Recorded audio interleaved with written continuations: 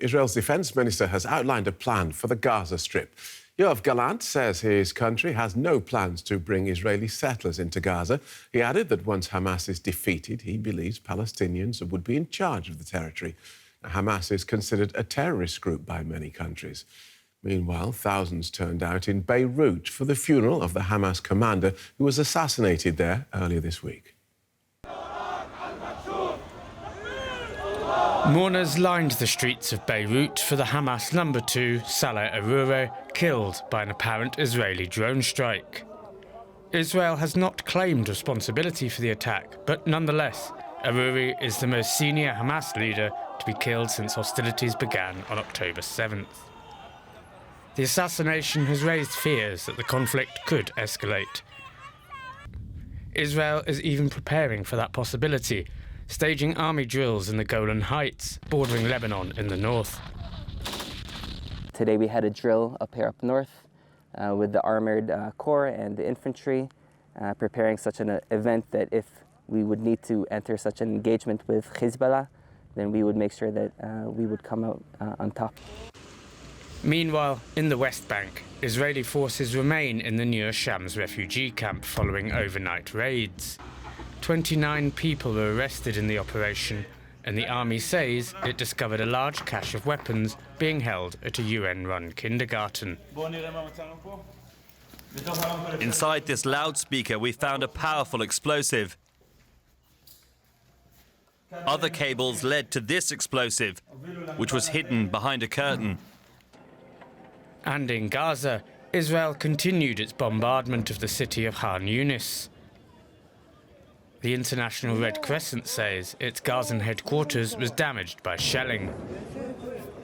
Gaza's Hamas-run health ministry said 16 people were killed in the attacks, pushing the number of the dead up to almost 22,500 since October 7.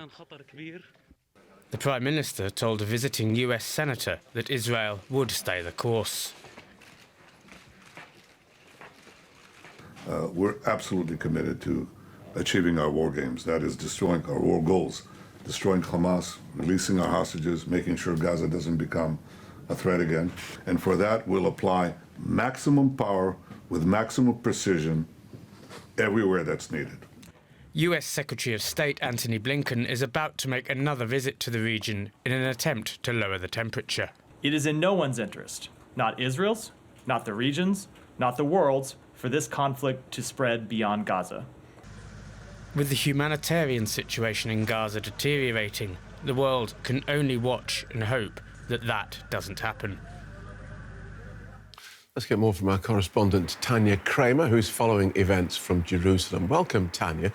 We'll come to Secretary Blinken's visit in a moment. First, talk us through Israel's post-war plan for Gaza, outlined yesterday by the Defense Minister.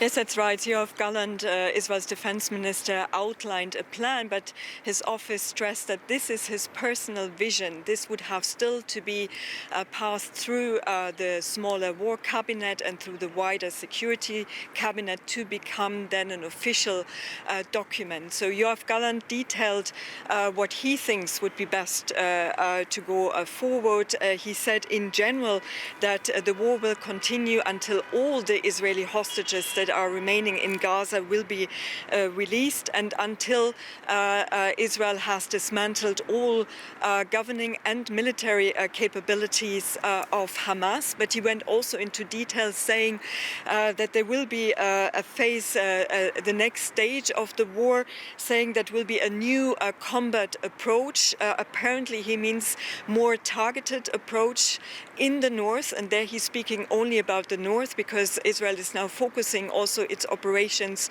on the south in the Gaza Strip mainly.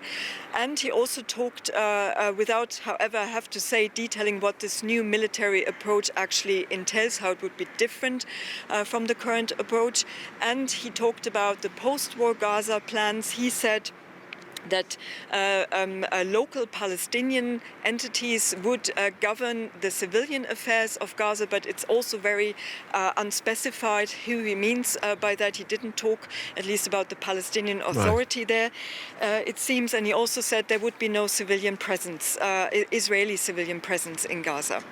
Yeah, let's talk about that. No settlers in Gaza after this war ends. Is that an official Israeli policy?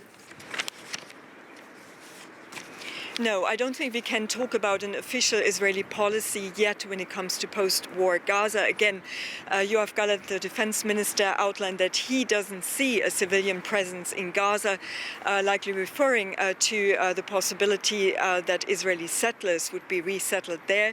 But we have heard from the several far-right ministers in the cabinet, mainly the finance minister Bezalel Smotrich, saying that he wants to see Israeli settlers going back to Gaza. Israel had been with settlements in Gaza until up to 2005.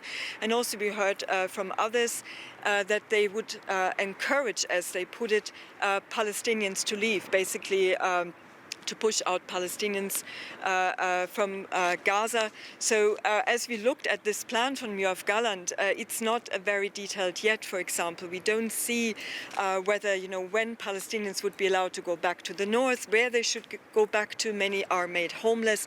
And of course, there's also the question who will be rebuilt Gaza, who will be footing the bill for that. And then a brief word then about the visit of the US Secretary of State. What can he achieve on this fourth visit to the Middle East since October the 7th? Well, from what we understand, the US Secretary Antony Blinken, for him, again, also the future of Gaza, the post-war Gaza, will be certainly also be on the agenda. But we've seen the US pushing for a less intensive war, to go into a different phase, a more targeted approach by the Israeli military, and also to call for more aid going into Gaza and to protect civilians, given the high death toll among the civilian population and, of course, the displacement that has been happening there in the past 3 months, with over 85% of the people having been multiple times displaced, according to the United Nations. So I think this will be also very high on the agenda. Thank you for that, Tanya. Tanya Kramer in Jerusalem.